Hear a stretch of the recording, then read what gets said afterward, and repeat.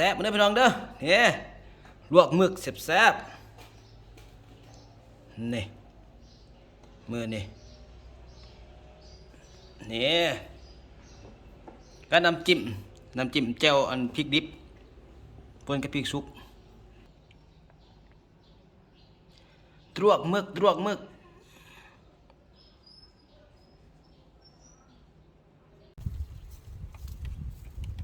บายดีพี่น้องนี่ของมันคือเก่า กินยังมื้อนี่ ปลาหมึกพี่น้องเอ้ย แม่น เจี บ่ ยว โอ้ ผักสู้แป้งมาเด้อพี่น้องเอ้ยแซ่บเลย แซ่บมาอันนี้ลุงหัวจุกนี่เด้อพี่น้องเด้อ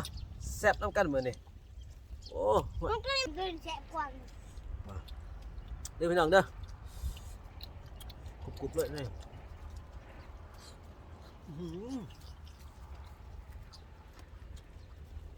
แซ่บหลาย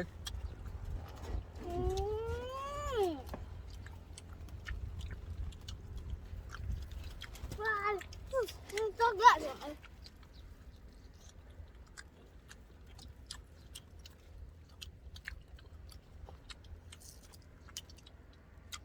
กรอบป่ะนี่จะบวกเนี่ยกินเดี๋ยว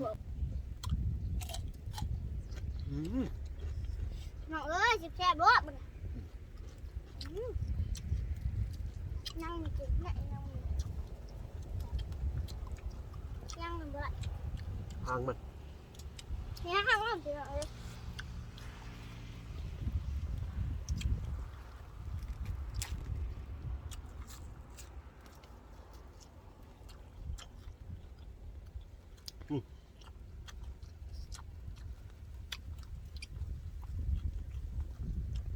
น้ำหนัก กระป๋าจะเอาเอง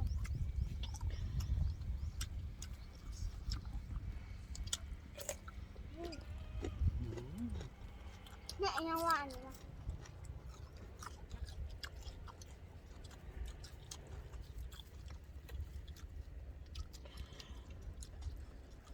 กินโคกลงไป นวดไม่แซ่บ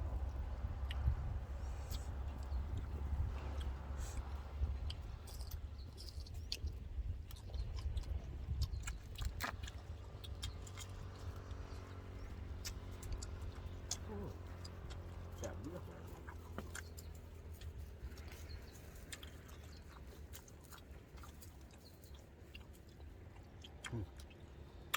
ไข่มันเลย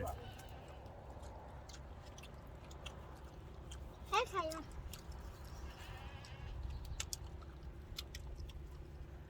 แสบบวกมา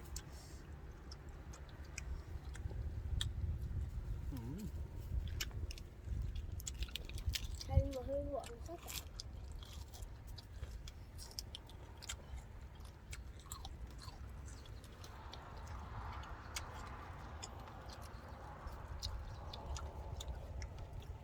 นั่งมาบ้างล่าเลยดูนั่งมาบ้างล่า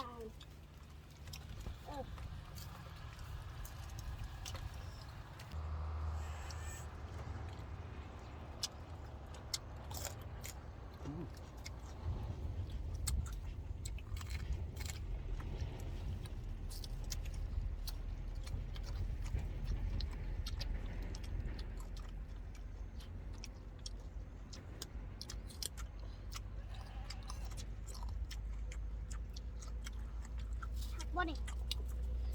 กินมันเบิดเลย หางมันแห้งแซ่บนะหางมันกรอบ แสบคอ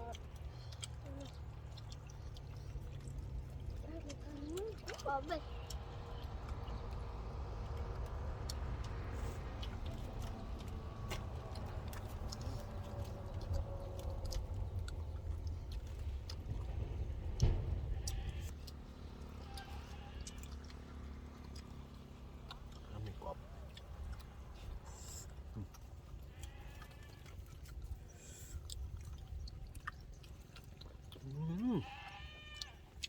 กินทางห้องกระเพาะนี่บ่กินทางห้องกระเพาะ มันจะหวานแท้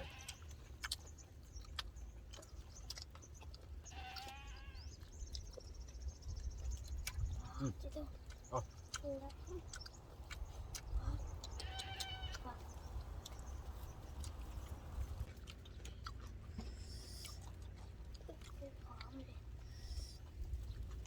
ปลาบึกเป็นเห็ดตัวเชียว เอากินมันเปื่อนเด้อ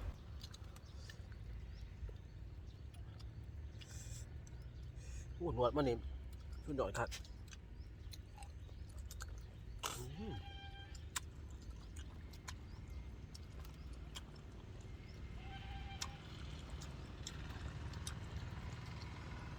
แฉะต้นทางกายมันหัวมัน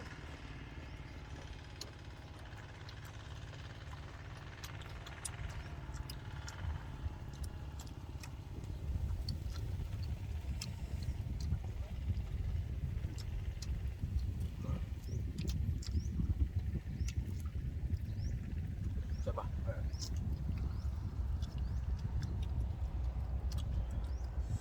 เอาดูเข้มข้นยิงรวดหนวดมัน กินพวกขับพวกนั่งนี่วางมัน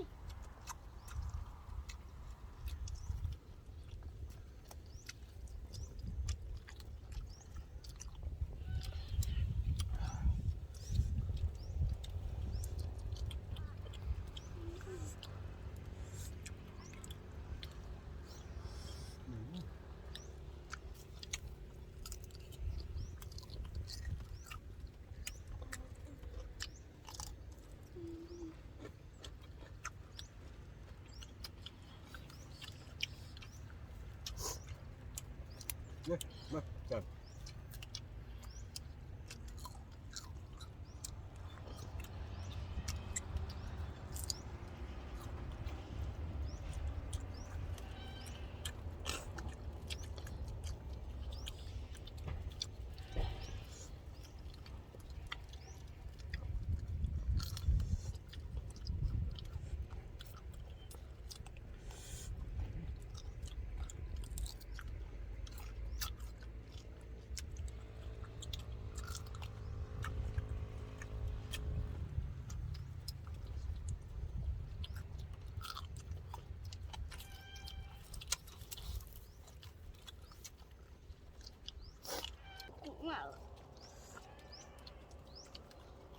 หนวดมันนี่กรอบหนวดนั่น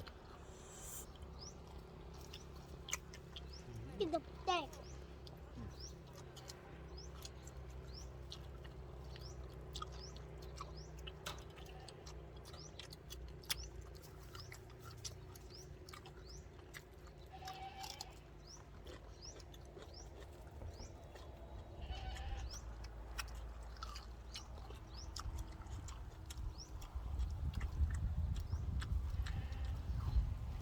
ข้าวแอม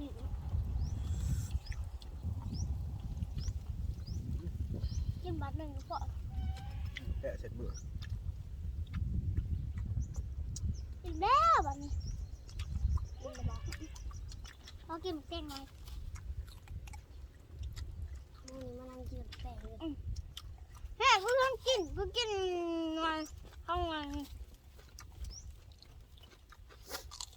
อ้าวของหมาอ้าวนั่งข้างอันนะ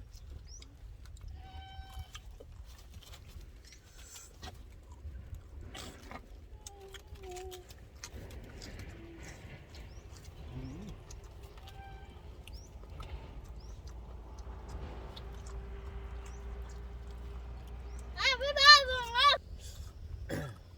โอ้แสบเฮ้ยอันนี้มัน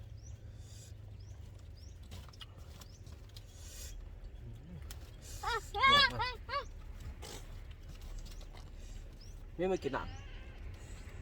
คนละครับใครกระเป๋าคงเสียอะไรเป็นเพื่อนอะไรใครของ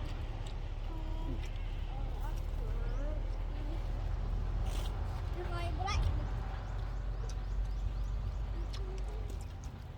ห้าคนนี้เขาที่ซื้อ เอาลงมา เขาที่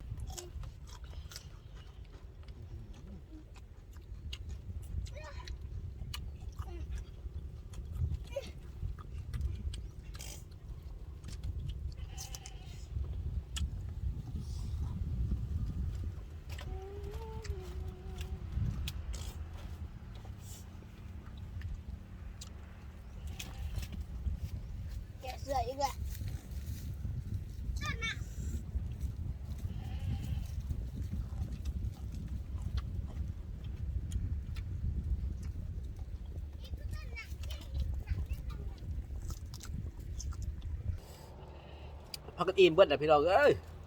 กินผู้เดียวบาทเนี่ย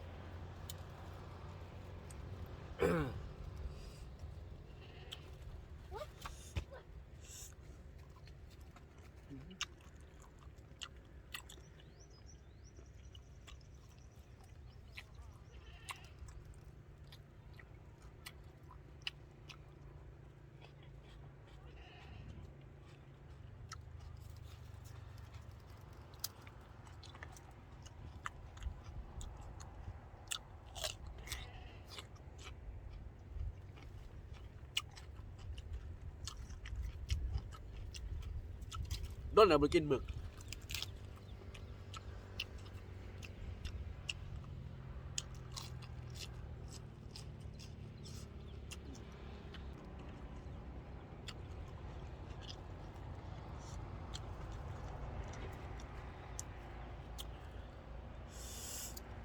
แซ่บอีกเลย